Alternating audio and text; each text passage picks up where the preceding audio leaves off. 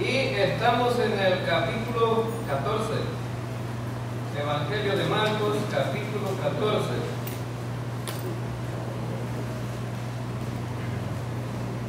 Como nosotros predicamos versículo por versículo, libro por libro, ¿verdad? Versículo por versículo, ya ustedes conocen el contexto de lo que estuvimos viendo, pero vamos a mencionar algunas cosas de lo que estuvimos viendo el domingo pasado. Jesús estaba celebrando la Pascua con los discípulos y había identificado a un traidor, ¿verdad? Había identificado a un traidor que era Judas, el que lo iba a vender por 30 piezas de plata, ¿verdad? También vimos también que Jesús celebró la cena, es decir, ahí fue por primera vez la institución de la cena del Señor, y estaba refiriéndose a Jesús precisamente al sacrificio de su propio cuerpo en el madero, en la cruz. Jesús se iba a morir en la cruz, por lo tanto él estaba simbolizando que aquel pan que estaba compartiendo era su cuerpo, y aquel vino que estaban compartiendo era su sangre derramada en la cruz. Por lo tanto, eran algunos aspectos que se acercaban ya, ¿verdad?, acerca de cumplirse, porque la Biblia es muy clara. En el Antiguo Testamento había descrito ya acerca de cuál era la función del Mesías. Y la función del Mesías no solamente era venir a esta tierra y predicar, sino también cumplir con la obra redentora en la cruz. Y luego también vimos que Jesús predice la negación de Pedro. Jesús está hablando, dice, bueno, las ovejas serán dispersas porque el pastor será herido. Una profecía del profeta Zacarías. Entonces Jesús le dice, bueno, el pastor va a ser herido y las ovejas serán dispersas. Entonces vemos que los discípulos tienen una reacción a esta afirmación que Jesús hace. Dice, ¿cómo es posible, dice Pedro, que esto acontezca? Pero si es posible, yo no te dejaré, y si es posible, yo iré a la muerte contigo. Y dice que los demás discípulos dijeron, nosotros también. Entonces Jesús tenía gente que lo iba a apoyar, mas sin embargo a veces nos pasa igual a nosotros, ¿verdad? De repente hacemos promesas y no vemos nada. Por eso la Biblia es bien clara y dice, mejor si no vas a cumplir, mejor no prometas nada. Ahora entonces, y Pedro y sus discípulos dijeron, vamos a llegar hasta la hora de la muerte. Pero ¿sabe qué? Pedrito le dice Jesús, cuando el gallo cante 2 veces, dice el Evangelio de Marcos, ¿verdad?, tú me habrás negado 3 veces. ¿Y sabe qué, hermanos? Las negaciones de Pedro fueron algunas cosas que a nosotros nos sorprenden, porque una mujer le dice, tú andabas con él. Y dice Pedro, ¿verdad?, no, se acobardó a una mujer. Es decir, una mujer le metió miedo a Pedro. Bueno, pero vemos entonces que esas fueron las cosas más o menos que hemos estado viendo en este domingo anterior. Ahora Jesús, después de esto, dice que cantaron el himno y se fueron. Y llegamos al versículo 32 del Evangelio de Marcos. Y dice, vinieron pues a un lugar que se llamaba Getsemaní, y dijo a sus discípulos: sentaos aquí, entre tanto que yo oro. Bueno, una cosa fundamental en este versículo es que, bueno, los eventos que estaban para acontecer no era nada fácil. Muchos han criticado a Jesús cuando llega al huerto del Getsemaní, porque vemos la debilidad humana allí, ¿verdad? Acercándose a Dios, no solamente el Cristo, ¿verdad?, que había venido del cielo, el Dios todopoderoso que había bajado a la tierra, sino que vemos también al Cristo que tenía la humanidad. Ahora, hermanos, en la humanidad somos débiles. Nosotros somos tan sensibles y podemos entender, ¿verdad? Podemos entender que somos tan frágiles ante cualquier situación. Yo recuerdo que para 1982, allá en mi pueblo, había una señora que le vibraba el estómago, ¿verdad?, cuando oía que iba una avioneta del ejército. Y entonces, y mire, decía que esa señora agarraba periódicos, los mojaba y se los metía aquí, ¿verdad?, en el estómago, porque le habían dicho que al ponerse el periódico mojado se le calmaban los nervios. No entiendo, era una cuestión psicológica, porque ¿qué va a hacer un periódico, hermano, para calmar los nervios? Pero era algo psicológico. Entonces, aquella señora, con solo oír la avioneta, empezaba a temblarle el estómago. Allá en mi pueblo le dicen plato, ¿verdad? Y la señora tenía el plato, pero lo tenía, ¿verdad? Así como los celulares, cuando lo ponen en vibrador, ¿verdad?, le temblaba. Ahora entonces, una cosa tan sencilla que uno podría decir, y un ruido, hace temblar el estómago, porque los nervios se alteran. Pero ¿saben por qué? Porque cuando oía aquella avioneta, sabía que esa avioneta no iba solamente por el aire, porque iban a caer descargas de balas y bombas. Y la señora ya había estado a punto de morir con una de ellas. Ahora entonces, humanamente nosotros somos tan frágiles. Cualquier situación, una enfermedad, un problema de familia, un problema, ¿verdad?, del hogar, te puede desequilibrar y sentirte, ¿verdad?, que no sos nada, pues, que necesitas a alguien, una mano de apoyo, que necesitas un poder sobrenatural en tu vida para que pueda ayudarte, ¿verdad?, a soportar. Y entonces Jesús llegó al Getsemaní. Y lo primero que debemos de notar, hermanos, es que Jesús iba a enfrentar una situación difícil, y esa situación la iba a enfrentar empezando con la oración. ¿Cómo enfrentamos nosotros las situaciones? ¿La enfrentamos a través de la oración o lo hacemos simplemente, ¿verdad?, en el poder que nosotros tenemos, humanos? Algunos salimos a la carrera inmediatamente, ¿verdad?, a ver quién nos presta cuando no tenemos para resolver el problema.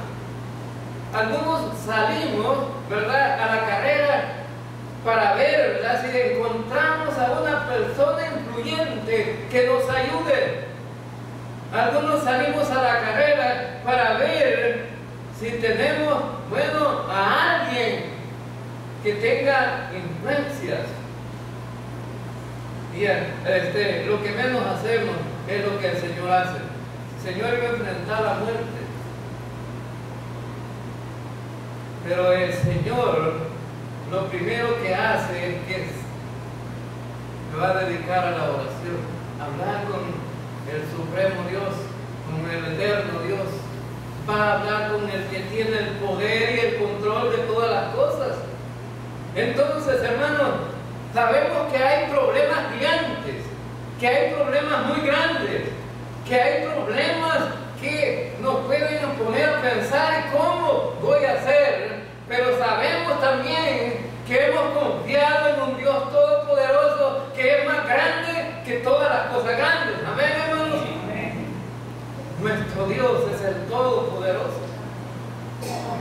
Por eso sabemos nosotros que si Él es el todopoderoso en las circunstancias en que estemos, Él tiene el poder y el control para llevarnos a tener la paz que necesitamos en nuestra vida. El detalle importante es si tú confías. La dependencia. Aquí tenemos un buen ejemplo de cómo depender del Señor. Jesús iba a orar y iba a platicar con su Padre Celestial. Ahora entonces, en todo el mundo, la mayoría de iglesias no les gusta orar. Los cultos de oración siempre son vacíos. Son vacíos. Hemos visto iglesias, mega iglesias, ¿verdad? Hasta de 5,000, 10,000 personas, pero en los cultos de oración lo más que hay 80 personas. Pero imagínense una iglesia de 10,000. Entonces, cuando nos reunimos nosotros, somos una iglesia lo más de 100 personas. Bueno, contando los niños, llegamos como a 130. Como a 130, contando los niños. Bueno, tenemos 31 niños, ¿verdad? Ahora entonces, pero cuando nos reunimos en el culto de oración, a veces simplemente llegamos a los 10, ¿verdad? Y casi siempre los mismos. O sea que vemos entonces que tenemos una iglesia que no está necesitada. Una iglesia, ¿verdad?, que no necesita, pero también tenemos una iglesia que no es agradecida. Porque los cultos de oración son para los necesitados y para los agradecidos. Ahora entonces, y vemos aquí que Jesús sale para el huerto del Getsemaní, y en el versículo 33 dice: y tomó consigo a Pedro, a Jacobo y a Juan, y comenzó a entristecerse y a angustiarse, y les dijo: mi alma está muy triste hasta la muerte, quedaos aquí y velad. Hay cosas importantes en este versículo. En primer lugar, dice que tomó a 3 personas que eran las personas que siempre tomaba Jesús: Pedro, a Jacobo y a Juan, o a Santiago, ¿verdad?, que es el mismo Jacobo. Los tomaba para que fueran los testigos presenciales de cosas importantes. Habían estado en el monte de la transfiguración y ellos habían visto cómo Dios se las había puesto delante de ellos, como es allá en el cielo. En el monte de la transfiguración ellos pudieron ver a un Elías que no había muerto, pero que Dios se lo había llevado vivo, se lo había llevado, y entonces, y resulta que lo vieron en el monte de la transfiguración, porque Jesucristo ha dicho: yo no soy un Dios de muertos, sino un Dios de vivos.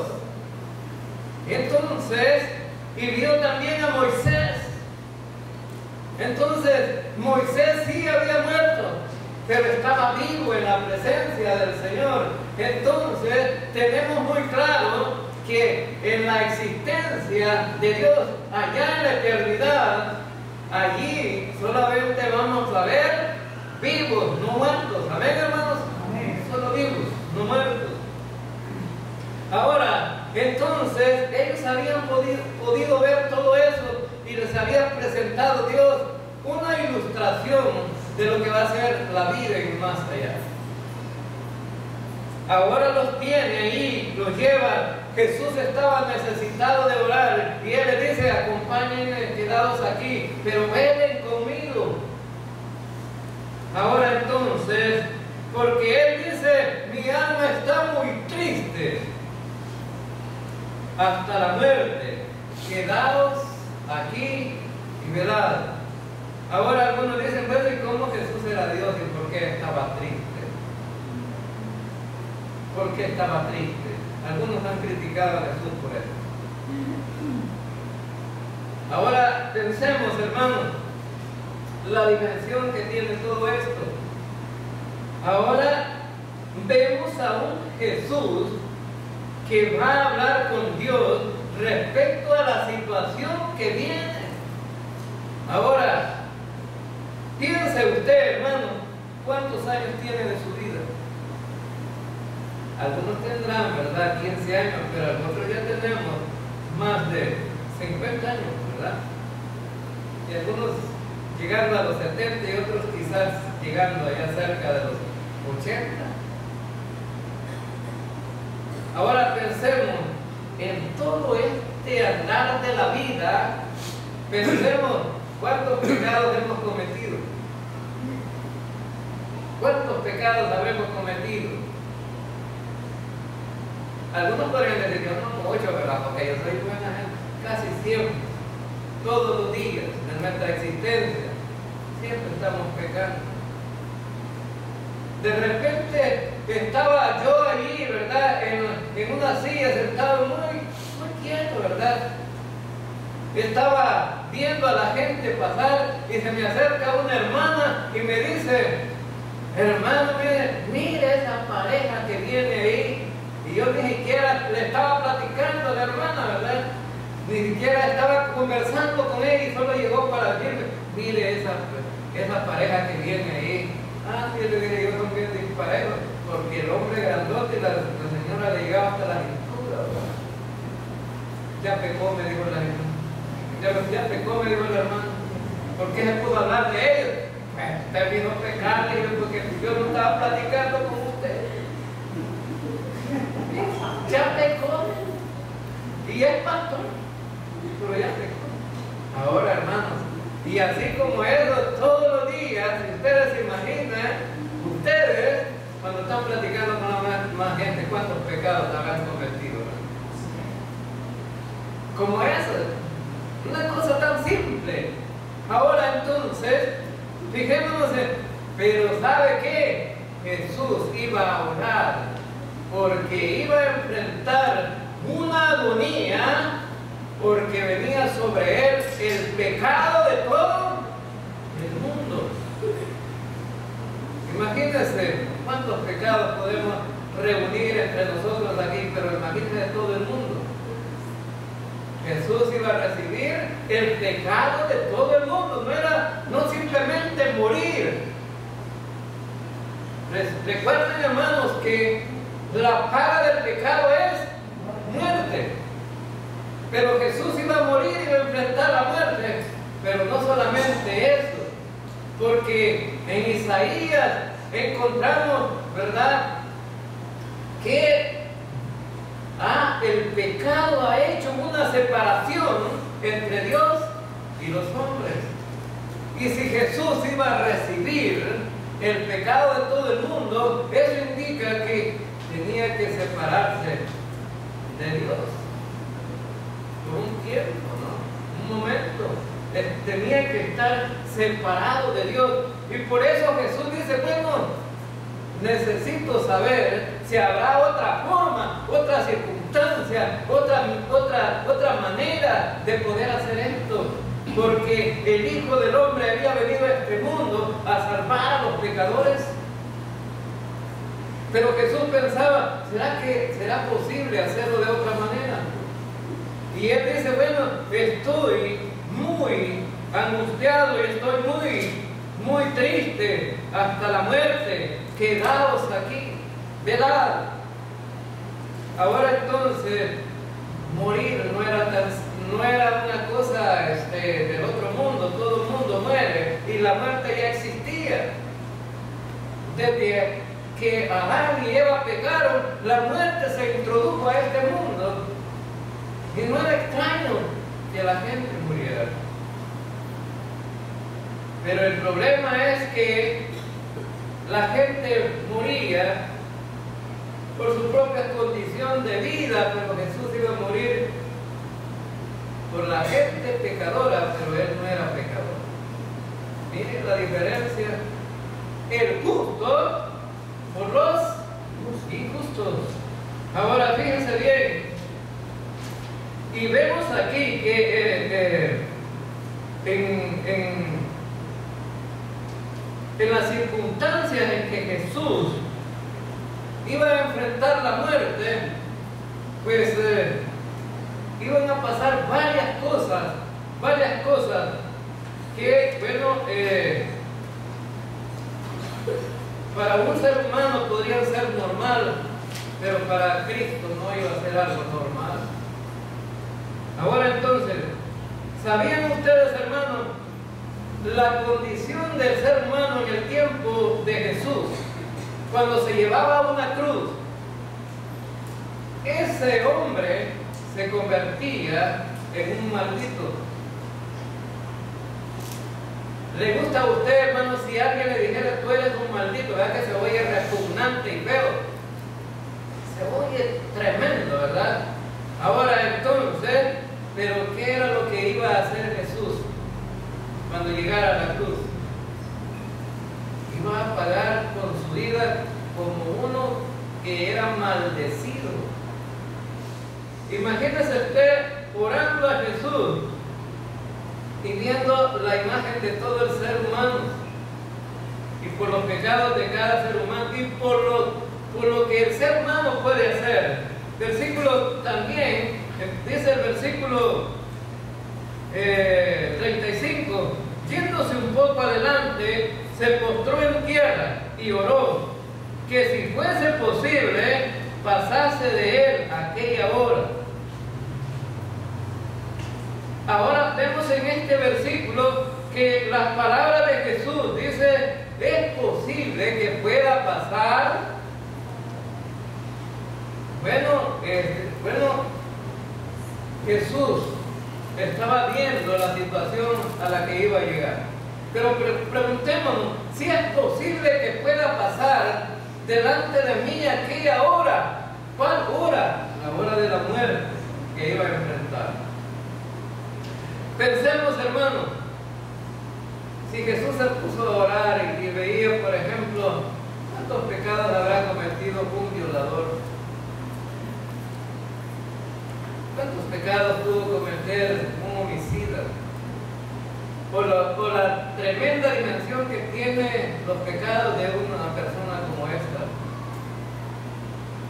Y ver a la gente más mala del mundo y los pecados que cometen y decir, Jesús, bueno, hasta esos pecados tengo.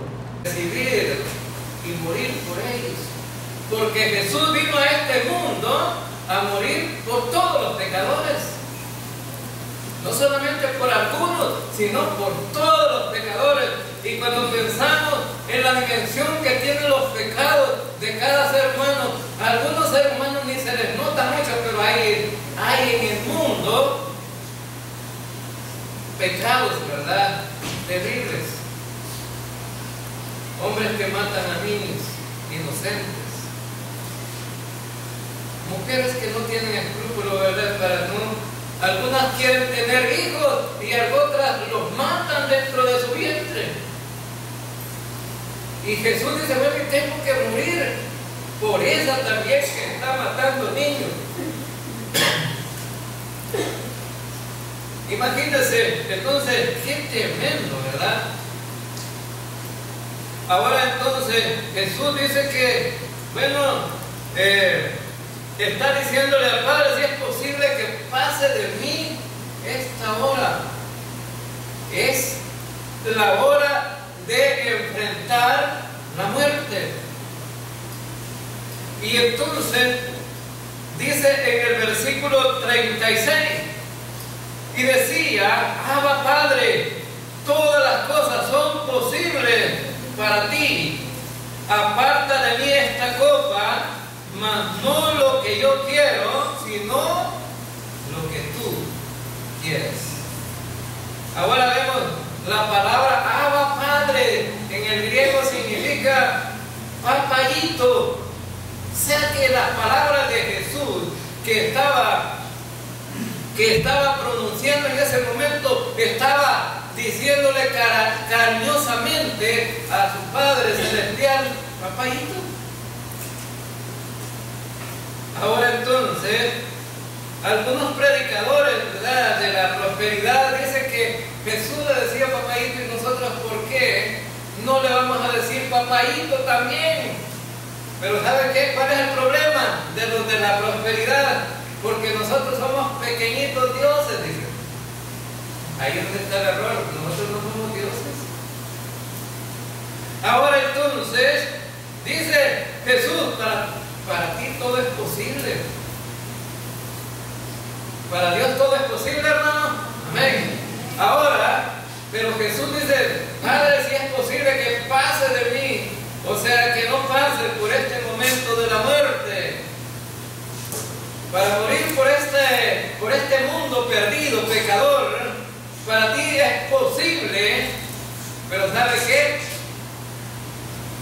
Jesús pronunció unas palabras aquí. No era la oposición a su Padre, simplemente estaba clamando Jesús a la voluntad de Dios y le dice: si es posible, Señor, que pase de mí esta copa. Pero ¿sabe qué? Jesús le dijo: pero que se haga tu voluntad. Tu voluntad. A veces nosotros oramos también a Dios, ¿verdad? Y vemos a Dios como nuestro siervo. Y le empezamos a reclamar y le decimos: tú eres mi Dios, pero le estamos diciendo con lo que pedimos: tú eres mi siervo. Porque le decimos: bueno, necesito carro nuevo, necesito mucho dinero, necesito... Bueno, y empezamos a hacer una lista, ¿verdad?, de las cosas que necesitamos, pero nunca le decimos: Señor, que se haga tu voluntad. Algunos nos cerramos tanto y decimos: Señor, no me has contestado mi petición. Nunca decimos que se haga tu voluntad. Ahora entonces Jesús iba a enfrentar la muerte. Y saben, dice en la primera carta del apóstol Pedro, capítulo 1, versículo 18: porque también Cristo padeció una sola vez por los pecados, el justo por los injustos, para llevarnos a Dios. ¿Le gusta esto, hermano? El justo por los injustos, para llevarnos a Dios. Nosotros no tenemos ningún mérito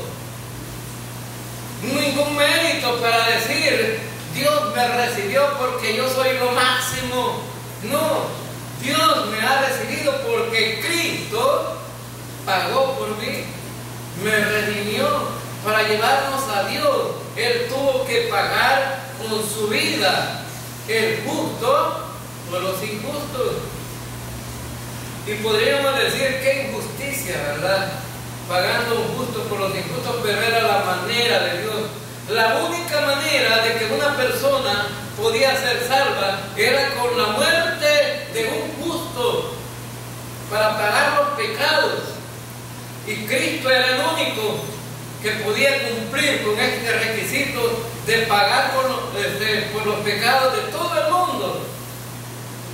Porque Él es el único justo y santo, limpio, el Cordero de Dios que quita el pecado del mundo. No había otra manera. Por eso, cuando estudiamos la Escritura y encontramos pasajes, por ejemplo, en Gálatas, Colosenses, Filipenses, Efesios, pasajes que nos hablan de la gracia de Dios, debemos entonces nosotros de ser animados y confortados, porque no es por lo que nosotros hacemos, sino por lo que Cristo ha hecho en la cruz. por nosotros. Y sabe que el justo por los injustos pagó. Esto debe de alegrarnos, porque si no, nunca hubiéramos podido pagar. ¿Cuántos de nosotros hubieran podido pagar su salvación? Levante la mano, ¿cuántos hubieran podido pagar su salvación? Nadie. Si se trata de dinero, no tenemos el dinero que podría costar la salvación. Ningún millón podría pagar la salvación. Ni los millones que existen en el mundo podrían pagar la salvación. Porque ¿sabe qué, hermano? ¿De quién es el oro y la plata? De Dios. Él es el dueño de todo. Dios es dueño de todo. Nosotros no tenemos nada. Y si Dios le ha dado su casita, su carrito, cualquier cosa que usted tiene, dele gracias a Dios porque se lo ha prestado. Él es el dueño. Ah, pero mi vida es mi vida. Tampoco es su vida. Le pertenece a Dios. Hace poco estudiamos en el Salmo, ¿verdad? Mía es la tierra y lo que en ella existe. Significa que todo lo que existe le pertenece a Dios. Y vemos entonces también en Gálatas capítulo 3, versículo 13, Cristo nos redimió de la maldición de la ley. Porque algunos piensan que se van a salvar a través de la ley, ¿verdad? Hecho por nosotros maldición, porque está escrito: maldito todo aquel que es colgado en un madero. Maldito. Entonces Cristo otra vez nos redimió de la maldición de la ley.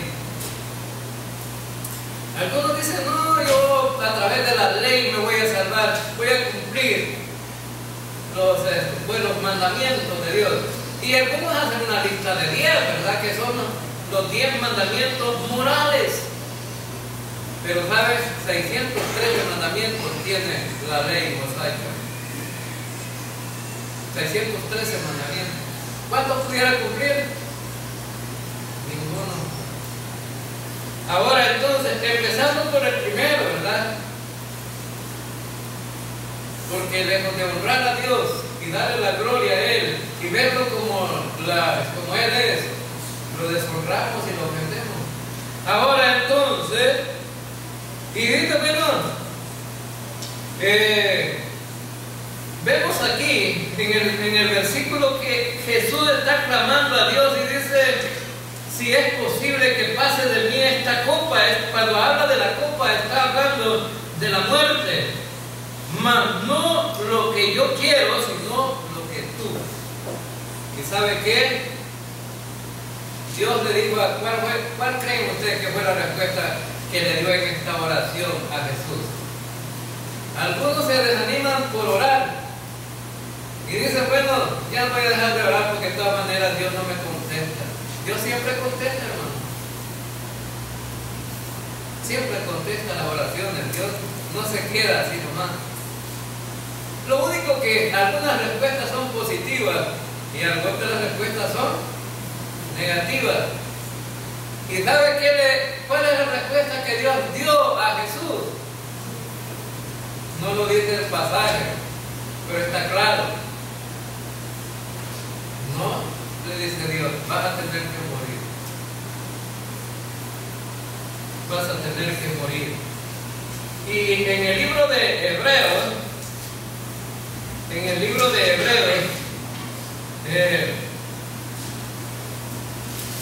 él lo explica de esta manera.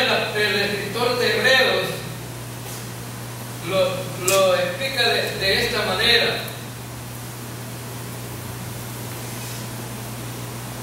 Y dice el autor de Hebreos: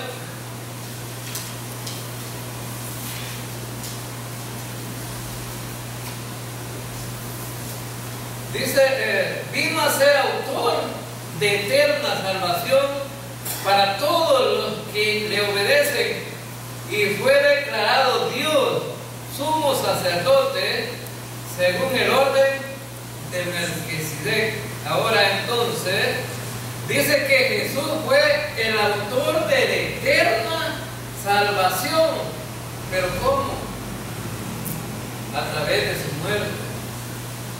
Por eso es que cuando la gente está ofreciendo la salvación, fíjese bien, tenga claro esto y presente, hermano, cuando alguien le ofrece la salvación, cualquier predicador que sea,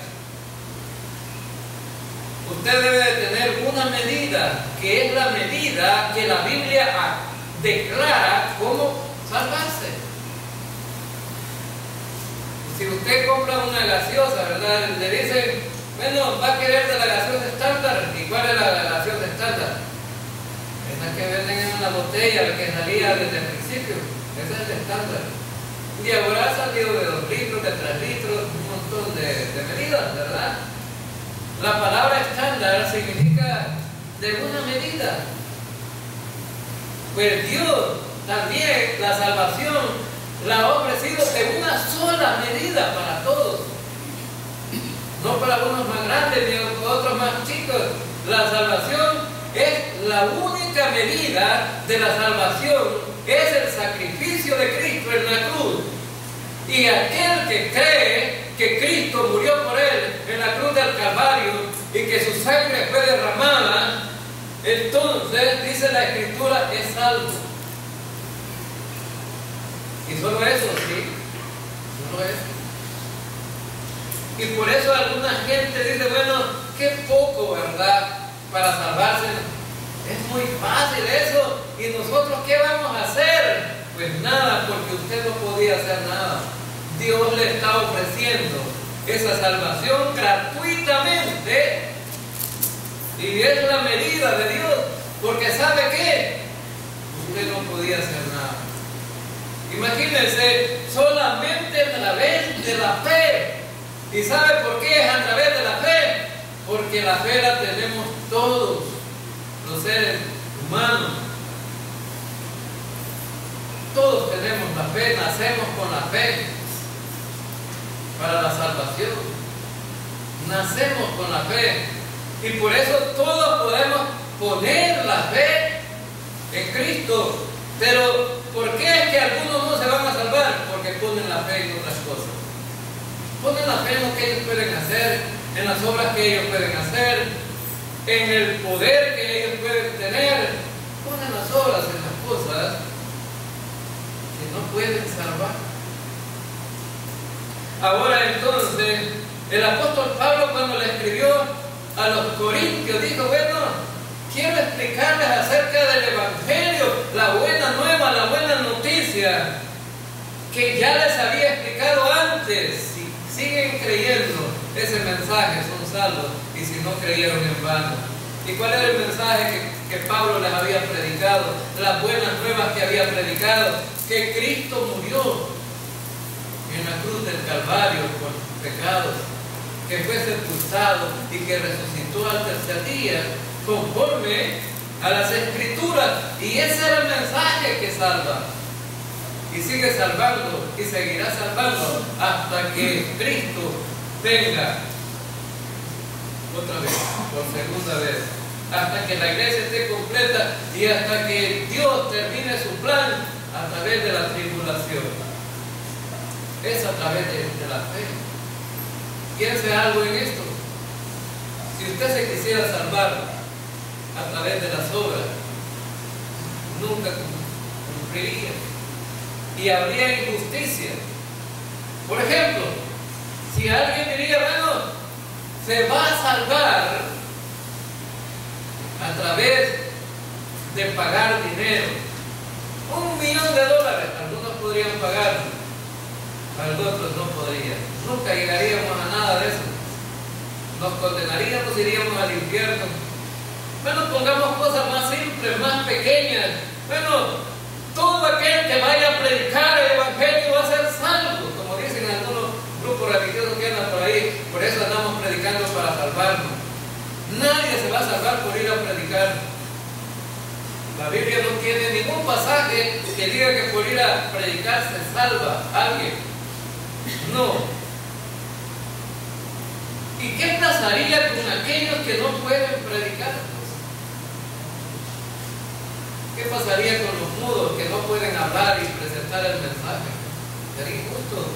Ahora entonces, pero vemos que Jesús, bueno, es la medida de Dios, como la gente se salva. Por eso, Él dice, bueno, es a través de la fe únicamente. Y dice que Jesús estaba implorando la voluntad de Dios. Pero ¿qué dice la carta a los hebreos? Vamos a Hebreos capítulo 10. Vamos a leer un versículo de ahí. Hebreos capítulo 10.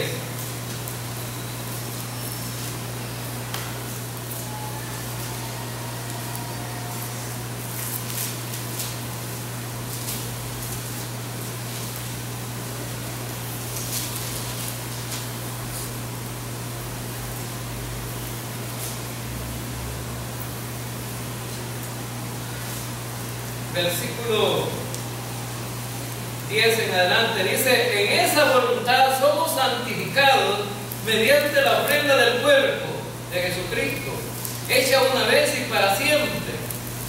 Y ciertamente todo sacerdote está día tras día ministrando y ofreciendo muchas veces los mismos sacrificios que no pueden quitar los pecados, que nunca pueden quitar los pecados.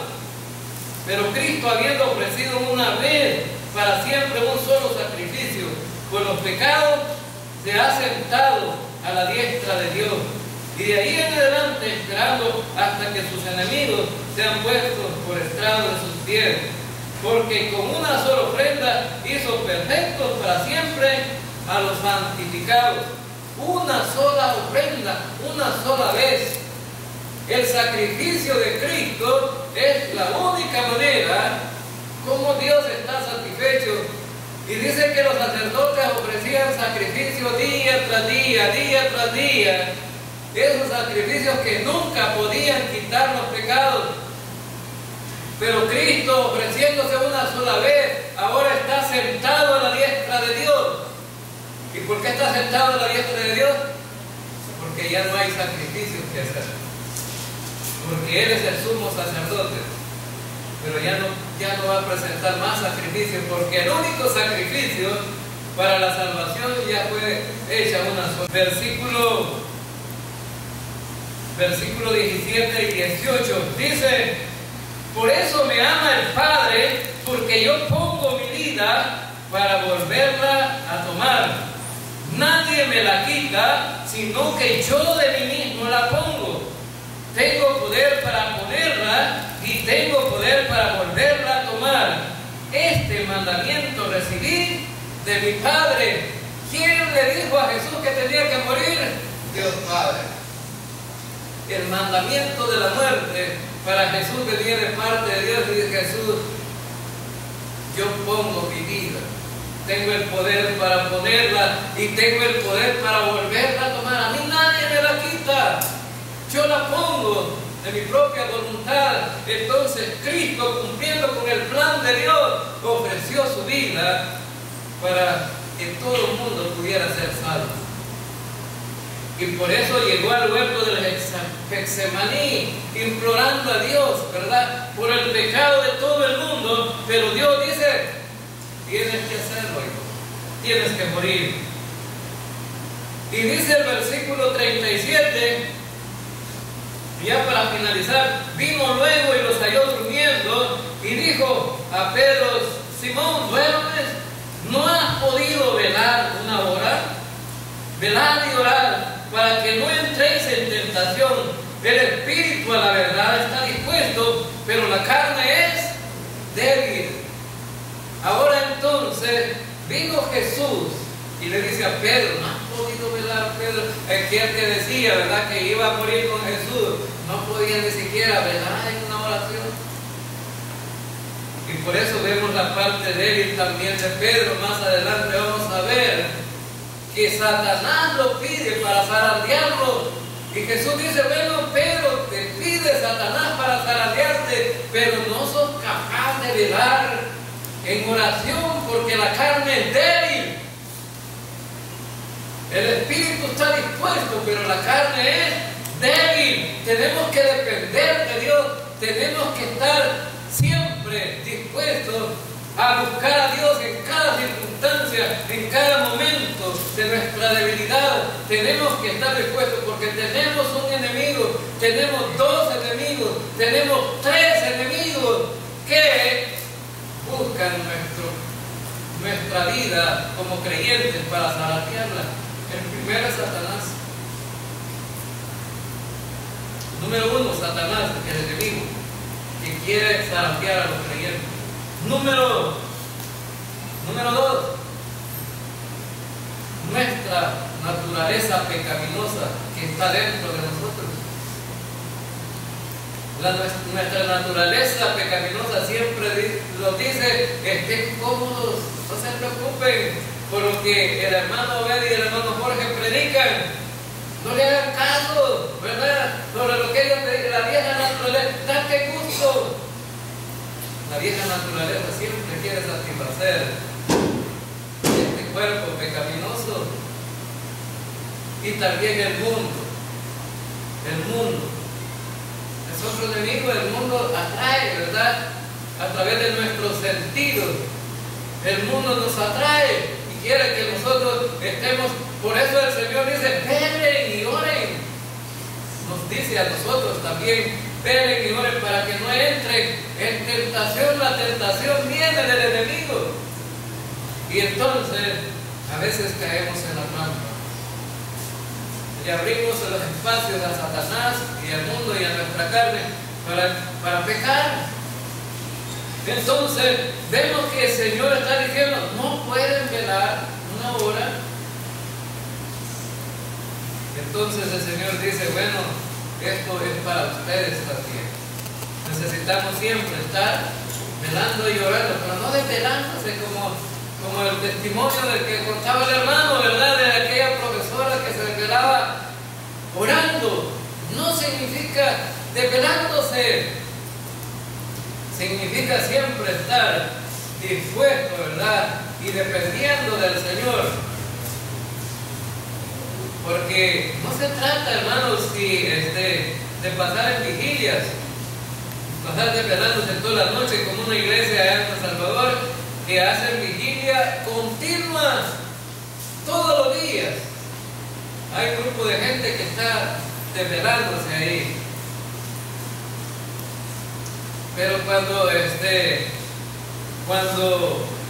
viene la tentación,